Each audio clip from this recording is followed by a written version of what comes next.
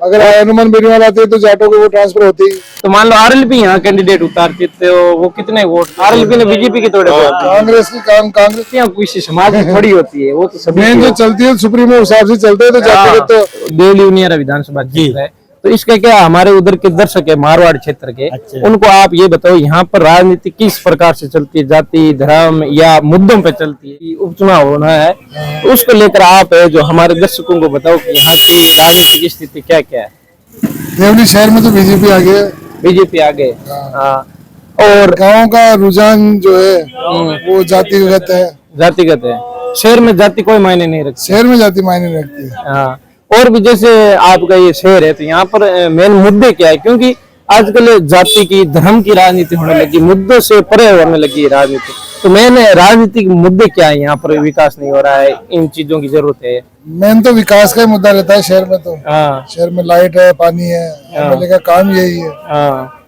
तो जैसे हरीश मीणा 2 बार यहाँ से एमएलए रहे, तो उन्होंने ऐसे कुछ कोई काम किए कि उनको वापस गिना के और कांग्रेस का कैंडिडेट बना के वापिस से जैसे विधानसभा चुनाव हो गए आगे तो वो सोचे कि यहाँ पर मैं अपना कब्जा कर लूं? ऐसे कोई मुद्दे हैं जो काम करवाए उन्होंने? नहीं, काम तो करवाया हरीश मीणा ने, ऐसी कोई बात नहीं है। राजेंद्र जी ने पहले काम करवाए हैं। हाँ, वो भी एमएलए रहे। दोनों ने काम खूब करवाए।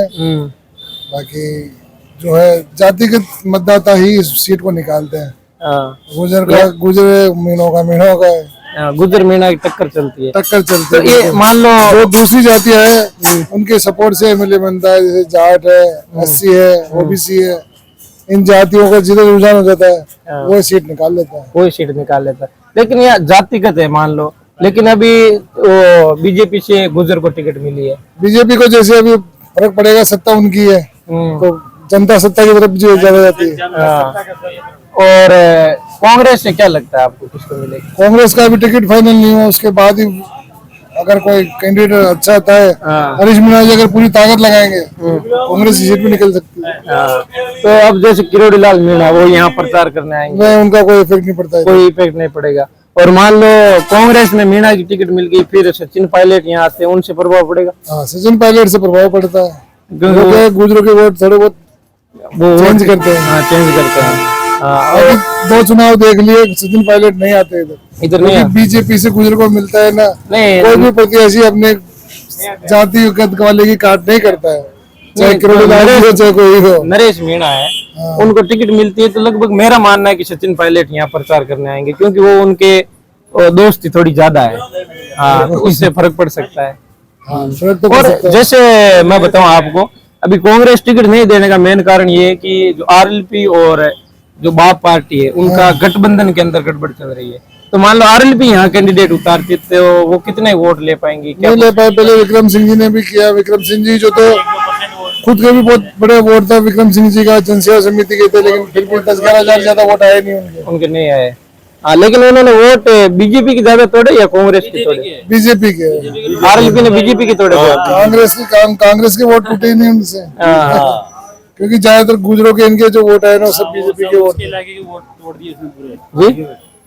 विक्रम सिंह जी का इलाका था ना, वो गुजर समाज की वोट उसने तोड़ दिए थे आते पड़ते बहुत सारी। तो उनका मतलब जैसे बाप पार्टी का आरएलपी का यहाँ पर कोई प्रभाव नहीं, कुछ भी। यहाँ पर जो कैंडिडेट होता है वो अपना वोट लेता है। हाँ, यहाँ केवल 2 पार्टी है, कांग्रेस और बीजेपी, दोनों में टक्कर है बस। जाटों की वोट नहीं दिला पाए उनको। क्या? आरएलपी जाटों की पार्टी एक तरह से, लेकिन जाटों ने भी कांग्रेस को वोट करा है। नहीं, पार्टियां किसी समाज की थोड़ी होती है, वो तो सभी मेन जो चलती है सुप्रीमो हिसाब से चलते हैं, तो जाटों तो अगर हनुमान बेनीवाल आते तो जाटों को वो ट्रांसफर होती ही। हाँ, होते ही है थोड़ा बहुत। यही आपने देखा यहाँ देवली उनियारा जो विधानसभा क्षेत्र है, यहाँ पर गुज्जर और मीणा के हमेशा टक्कर रहती है। तो अब देखना ये होगा कि कांग्रेस टिकट किसको देती है और यहाँ पर कौन कौन स्टार प्रचारक है वो यहाँ पर प्रचार करने आते हैं और कितने हद तक यहाँ तक वोट तोड़ पाएंगे। कांग्रेस 2 बार यहाँ से जीत चुकी है और तीसरी बार जीत के तो हैट्रिक लग जाएगी और बीजेपी के लिए ये सीट बचाना बहुत ही महत्वपूर्ण है, क्योंकि यहाँ पर 2 बार पहले हार चुकी है। नमस्कार सर, आपका क्या नाम है? मनीष। हाँ मनीष जी, आप यहाँ ये देवली उनियारा विधानसभा क्षेत्र है, तो इसका क्या हमारे उधर के दर्शक है मारवाड़ क्षेत्र के, उनको आप ये बताओ यहाँ पर राजनीति किस प्रकार से चलती है, जाति धर्म या मुद्दों पे चलती है? चलनी मुद्दों पे चाहिए आप तो सर, हम तो ये चाहते हैं कि हमारे यहाँ स्थानीय नेता होना चाहिए। वो अभी तक यहाँ पे स्थानीय नेता बीजेपी से मिला है, न कांग्रेस से मिला है। स्थानीय नहीं मिला, बाहर के आके बाहर ही चुनावी लड़ते हैं, बाहरी चुनाव लड़ते हैं। तो अभी जैसे मजबूत कौन लग रहा है? सर अभी तो मजबूत का तो अभी कांग्रेस से तो टिकट आया, चेहरा सामने आया नहीं, चेहरा सामने आने के बाद देखेंगे, दोनों में तुलना करेंगे कौन सही आदमी है जो क्षेत्र के लिए, विकास के लिए काम कर सके। आपको क्या लगता है कि कांग्रेस को किसको टिकट देनी चाहिए? जनता होती है, जैसे अभी दैनिक भास्कर की सर्वे जनता के हिसाब से तो कोई टिकट मिलते नहीं, ऊपर से आते हैं टिकट तो सब, लेकिन फिर भी दावेदारी कर रहे हैं ना।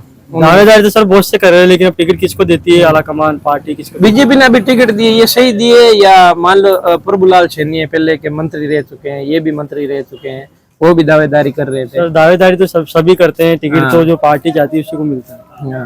लेकिन आपका कुछ व्यक्तिगत बताओ कि भाई। सर हमारा तो व्यक्तिगत ऐसा कुछ ही नहीं, हम तो जो अच्छा कैंडिडेट तो उसको चुनाव जिताते। तो अभी आपके हिसाब से अच्छा कैंडिडेट यहाँ आया नहीं कोई भी? हम तो स्थानीय कैंडिडेट, हम तो ये चाहते कि स्थानीय कैंडिडेट आए, अभी तक कोई स्थानीय कैंडिडेट आया नहीं। स्थानीय कैंडिडेट होता है वो यहाँ की जो धरातल पर क्या काम होने उनकी परख रखता है। बिल्कुल। बाहर के आदमी को क्या मालूम, बाहर वाले को कुछ पता नहीं रहता। देखते रहिए द फास्ट इंडिया। इस वीडियो को ज्यादा से ज्यादा संख्या में शेयर कीजिए। धन्यवाद।